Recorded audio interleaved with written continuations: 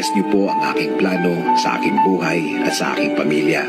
Alam ko po na lagi niyo akong pinoproteksyonan kasama ng aking mga pangarap. Panginoon, hindi po ako isang perpektong tao at alam ko po na hindi rin perpekto ang aking plano. Pero kayo na po ang bahalang mag-ayos ng mga